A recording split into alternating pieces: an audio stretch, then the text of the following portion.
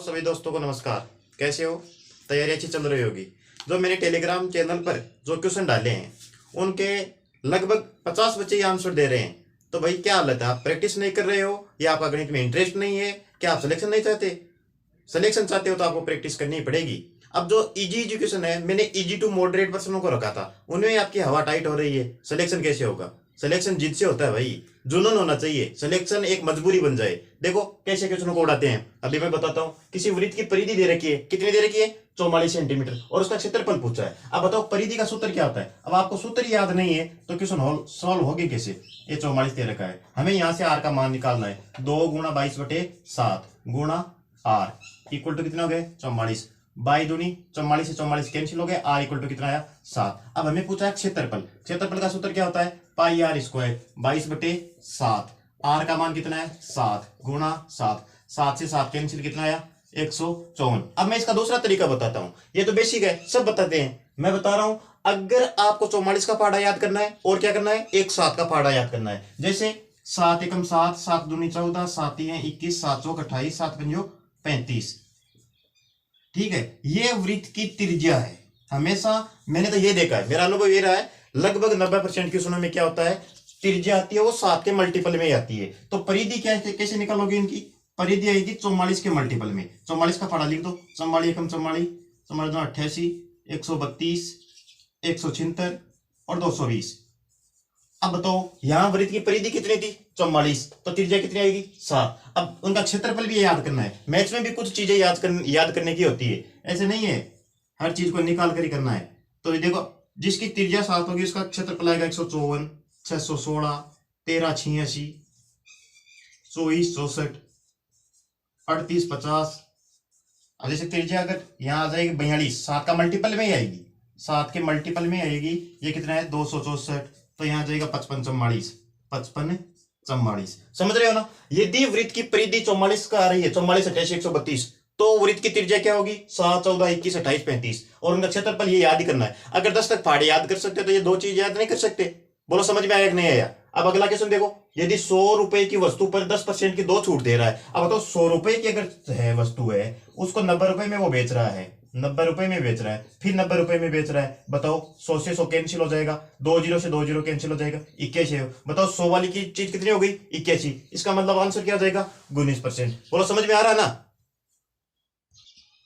अब देखो इस क्वेश्चन में क्या है, एक घन का संपूर्ण पृष्ठ क्षेत्रफल दे रखा है और आयतन में पूछा है। अब भाई अगर ये सूत्र याद नहीं करोगे तो ये प्रश्न आएगा कैसे? निकलेगा नहीं, हिलेगा ही नहीं आपसे। देखो घन का संपूर्ण पृष्ठ क्षेत्रफल क्या होता है? 6 गुणा भुजा स्क्वायर, और कितना दे रखा है? 150। तो ए स्क्वायर बराबर कितना हो जाएगा? 6 का भाग दे देंगे। बताओ कितना आया? 25। इसका मतलब घन की भुजा कितनी आ गई? 5। अब घन का आयतन सूत्र आ रहा है तो कर दोगे, ए क्यूब होता है। ए क्यूब का मतलब 5 गुणा 5 गुणा 5, और 5 का क्यूब कितना होता है? 125। ऑप्शन ए सही हो जाएगा। इसी प्रकार देखो, एक वस्तु को 450 रुपए में बेचने पर 20% की हानि होती है। वो क्या चाह रहा है? 20% लाभ चाह रहा है। तो विक्रय मूल्य क्या होगा? अब इसके दो तरीके हैं, मैं बता दूं। ये 450 रुपए है, ये 20% की हानि हो रही है। इसका मतलब ये जो मान है वो 80 का मान है। अब वो चाह कितने का रहा है? 20% लाभ चाह रहा है, मतलब 120 चाह रहा है। तो ये लो 120, 1 0 से 1 0, 4 दूनी 8, 4 3 12, 225 गुणा 3। अब 25 75, जिसके अंत में 75 आ रहा है वो सही हो जाएगा। अब इसका दूसरा तरीका क्या है वो मैं बताता हूं। 20% की हानि का मतलब, 20% का मतलब कितना होता है? 1/5। अगर क्रय मूल्य 5 है, क्रय मूल्य 5 है तो हानि हो रही, तो विक्रय मूल्य कितना हो जाएगा? 4। अब वो 20% लाभ चाह रहा है, मतलब जो 5 रुपए की वस्तु थी वो 1 लाभ चाह रहा है, तो कितने की होनी चाहिए? 6 की। अब उसने क्या कहा? 20% की हानि पर बेचा है, मतलब 4 का मान कितना दे रखा है? 450। तो हमें मान निकालना किसका है? 20% लाभ चाह रहा है तो 6 का निकालना है। तो 1 का मान कितना हो जाएगा? 450/4 गुणा, हमें चाहिए किसका? 6 का। इसका भी कितना आएगा? 675। बोलो समझ में आया कि नहीं आया? अगर नहीं आया तो कमेंट कर देना है।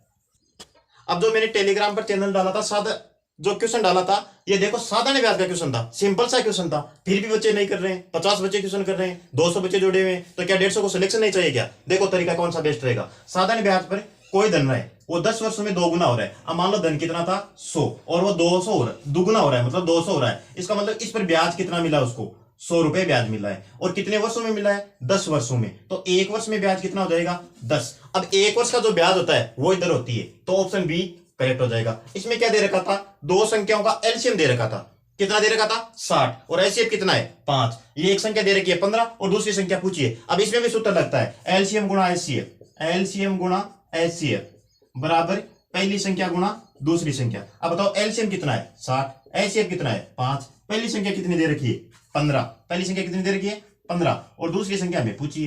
15 से काट दो इसको, 15 एकम 15, 15 चौक 60, 4 पंजो 20, दूसरी संख्या क्या जाएगी 20। बोलो समझ में आ रहा है ना। अब इस क्वेश्चन में क्या है, यदि किसी वृत्त की त्रिज्या को 2 गुना कर दिया जाए तो क्षेत्रफल में क्या फर्क पड़ेगा। अब मुझे यह बताओ वृत्त की त्रिज्या r होती है तो उसका क्षेत्रफल कितना होता है पाई r स्क्वायर, जबकि पाई का मान तो क्या रहता है कांस्टेंट रहता है। अब इस r को कितना कर रहा है 2 गुना कर रहा है, तो यहाँ r की जगह 2r रखो, कितना हो जाएगा 4r स्क्वायर, मतलब 4 गुना हो रहा है नहीं हो रहा है। यदि त्रिज्या को 2 गुना कर रहे हैं तो क्षेत्रफल 4 गुना बढ़ रहा है। ये पाई तो ऐसे रहेगा, पाई से 4 तक पहुंच रहा है तो इसका मतलब 4 गुना हो जाएगा। इसमें देखो यदि किसी त्रिभुज के कोणों का अनुपात दे रखा है, क्या दे रखा है त्रिभुज के कोणों का अनुपात 2 3 5 है, तो बड़ा कोण पूछा है। अब बड़ा कोण का मतलब 5 का मान पूछा है, तो देखो त्रिभुज के तीनों कोणों का योग कितना होता है 180 डिग्री। 5 और 3 कितना हो गए 8, 8 और 2 कितने हो गए 10, और 10 का मान कितना होता है 180, तो 1 का मान कितना हो जाएगा 18, तो 5 का मान हमें पूछा है 18 पंजो 90। बोलो ऑप्शन बी सही हुआ कि नहीं हुआ। अब सुनो, अगर कोई चीज समझ में ना आए तो कमेंट में डाल देना। जो टेलीग्राम पर मैं पीडीएफ दे रहा हूं मन से दिल से उसकी मेहनत करो भाई, उससे क्वेश्चन निश्चित रूप से आपको मिलेंगे। ठीक है, अगला क्वेश्चन देखो। अब इस क्वेश्चन में क्या है, आयत की लंबाई को 20% बढ़ा रहा है, आयत की लंबाई को क्या कर रहा है 20% बढ़ा रहा है, और चौड़ाई को क्या कर रहा है 20% घटा रहा है, और पूछा है क्षेत्रफल में क्या फर्क पड़ेगा। बताओ भाई, ऐसे प्रश्न में एक में बढ़ा रहा है एक में घटा रहा है, हमेशा कमी होती है। और इसके लिए अगर आप सूत्र याद करना चाहते हो तो अक्ष स्क्वायर बटा 100 कर दो, अक्ष स्क्वायर बटे 100, तो अक्ष स्क्वायर क्या है 20, 20 का स्क्वायर कितना होगा 400, 20 का स्क्वायर कितना होगा 400 बटे 100, ये 4% की कमी हो जाएगी। दूसरा तरीका क्या है, अगर आयत मान लो ये है 100 है, 20% बढ़ा रहा है मतलब 120 कर रहा है, कितने पर कर रहा है 100 पर, और 20% घटा रहा है, ये लो 100 से 100 कैंसिल कर दो, 2 0 से 2 0 कैंसिल कर दो, 12 × 96। बताओ जो 100 थी वो कितनी कम हो गई 4, तो ये 4 की कमी रहती है। ऐसे प्रश्नों में हमेशा कमी आती है। अब अगर आप मेरे से मैथ्स पढ़ना चाहते हो तो टेलीग्राम पर जो पीडीएफ डालता हूं उसका हल आपको करना ही पड़ेगा। मेरे से सिर्फ पढ़ने वाले बच्चे को जुड़ना है, टाइम पास नहीं करना है। सिर्फ 75 दिन बच्चे हैं, मैथ्स को बार बार प्रैक्टिस करोगे तो सफलता मिलेगी। चलो मिलते हैं अगले वीडियो में शाम को एक नई वीडियो के साथ। तब तक आपको प्रैक्टिस करनी है, अन्य सब्जेक्टों पर ध्यान देना है, एक सब्जेक्ट से सिलेक्शन नहीं होगा। ठीक है, धन्यवाद।